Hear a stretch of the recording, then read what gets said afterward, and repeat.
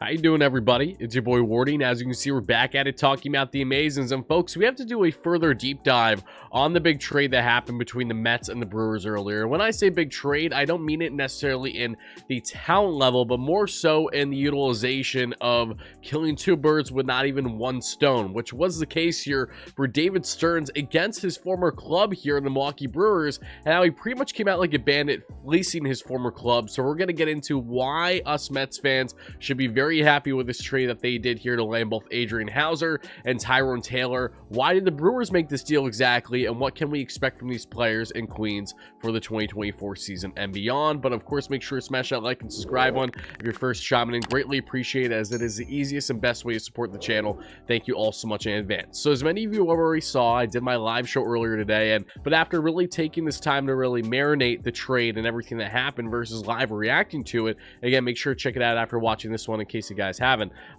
really came to the conclusion that this was a brilliant move by David Stearns. Not in the sense of saying, wow, you just landed two huge pieces for the club. I'm not trying to glaze the guy or anything like that in all seriousness, but how the Mets went about this deal for what they gave up and what they received.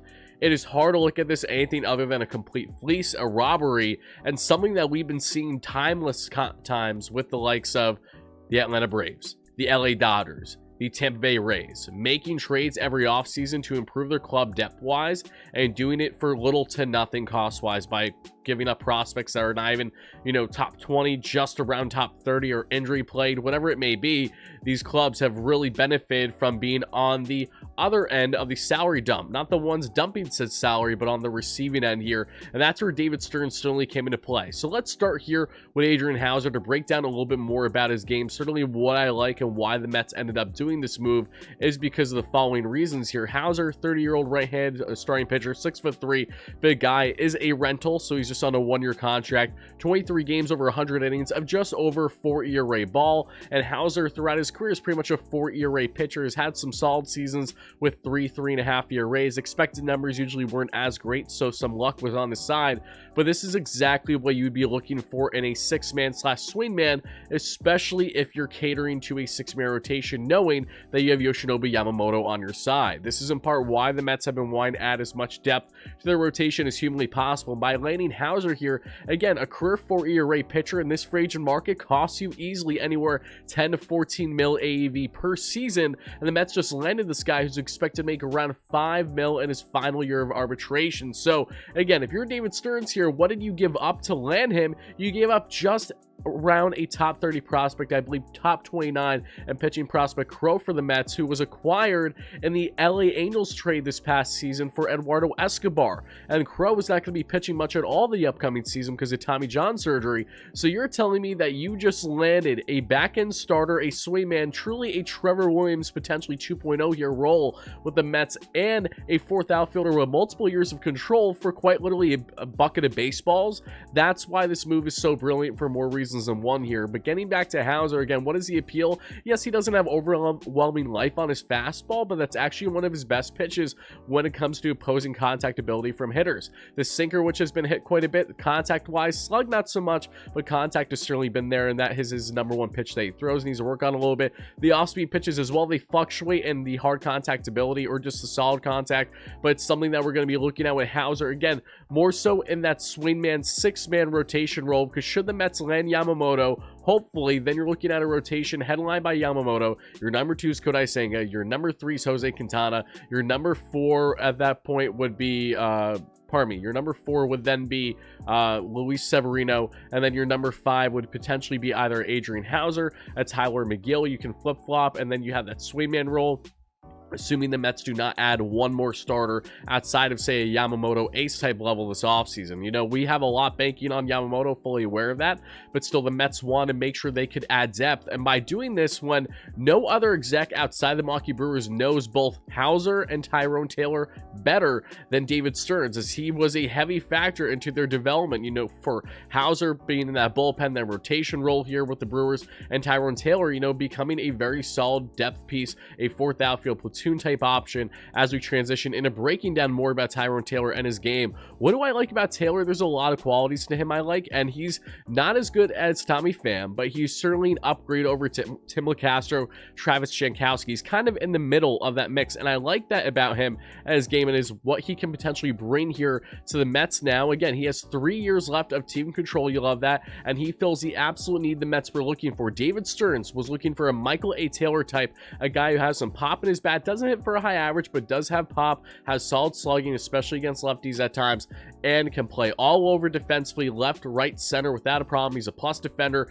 plenty speed here in Tyrone, is 86th percentile in speed. The guy is a speed demon not only on the bags, but defensively in that outfield. He just has all the qualities you're looking for in a fourth outfield type. They were able to land here via trade, again, for absolutely pretty much nothing. That's why you have to love this. Instead of even spending on Michael A. Taylor, when, don't get me wrong, Taylor's a great defender, has slugged well against lefties, had 20 home runs last year, you're getting a younger, controllable asset here in Tyrone, who, again, Stearns knows very well, better than most other execs in baseball right now. So as soon as he probably found out that Matt Arnold and the Brewers were doing a salary dump, he said, yes, absolutely, sign me up, send them here. And this is why it's such a Braves-esque move. We've seen the Braves do this multiple times already this offseason, acquiring salary dumps from teams like the Seattle Mariners, from teams like the Chicago White Sox, and they either keep some of those assets for depth reasons, or they part with them elsewhere and get a better return. Like, these are what smart GMs in baseball do, and that's why David Stearns going out of his way to make this sneaky pickup to land, again, filling 2 holes, killing 2 birds with not even 1 stone. I'm sorry, I'm not even going to call the prospect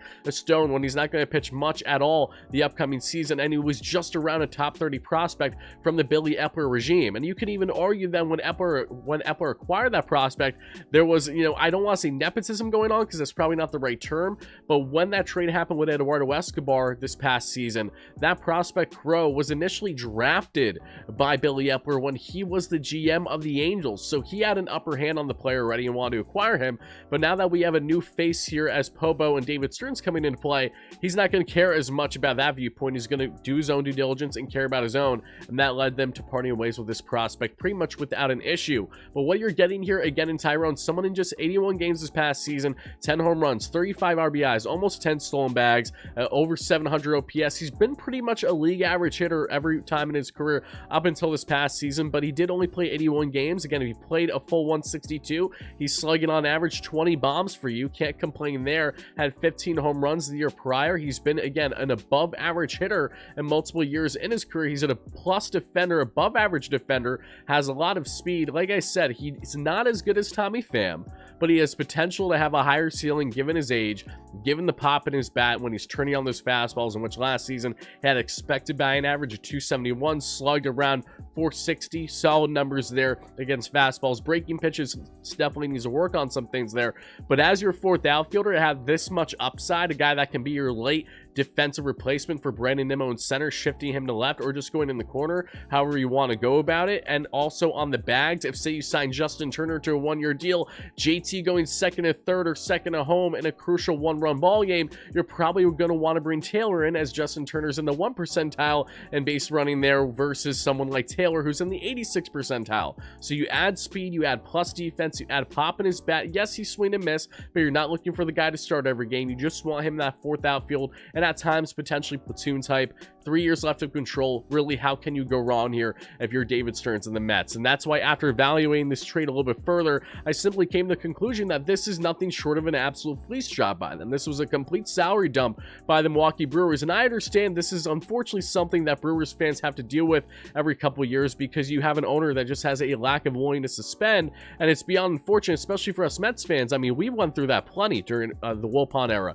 Of course, I didn't go through it to the same extreme as many of you more diehard fans. I've been fans for 30, 40, 50 plus years, but we know what it's like, even if it's in smaller sample sizes, to deal with ownership that's stubborn and isn't willing to spend. That's been the case with the Brewers. That's definitely a heavy factor as to why David Stearns was chomping at the bit to get out of there as soon as his fan favorite club growing up in the New York Mets and Steve Cohen had interest starting a couple years ago. And now I will say I am a little surprised that we finally saw a trade between these two teams now with David Stearns. Again, for David, it makes all the sense in the world because he knows these players better than any other exec in baseball outside the Milwaukee Brewers organization. But for the Brewers, you know, they were pretty stubborn for a bit to give the Mets access to interview Stearns, interview others over the past couple years. And I wonder if now this is going to be a positive relationship on potential deals that could be had going forward. And also, I would like to emphasize, this is not me trying to slight the Brewers in any way, fashion, shape, or form. To you fans out there that may be coming across this saying, why is this Mets fan going out of his way to target us Brewers fans when we go through hell enough as is? And trust me, I hear that. I'm just emphasizing David Stearns really had a smart, savvy move today over the past, 10 plus hours of the time recording this now, in landing both Adrian Hauser, a guy that certainly fills that rotation spot at the back end, especially if you have Yamamoto for 6-man rotation, can be utilized in that Trevor Williams type swing role, in which Williams was beautiful at. I would love to see similarities here with Hauser, and then in Tyrone Taylor, again, landing a bona fide 4th outfield bat for your bench who has pop, plus defense, plus speed. Lots to like there and multiple years of control. And all you gave up was just around a top 30 prospect. I'm doing that every single day of the week, and I really commend David Stearns for making this move. I'm looking forward to the next moves he has in store for us this offseason. And hopefully it starts with the name Yoshinobu. Thank you guys so much for watching. Let me know your thoughts down below, how you feel about this latest move under David Stearns' ran Mets as they acquire these 2 players from the Brewers in return for a lower level prospect. Whatever your thoughts are, drop them down below, and stay tuned for consistent coverage on all things Mets all offseason long. And this is your boy Wardy signing out. Let's go Mets, baby. Peace.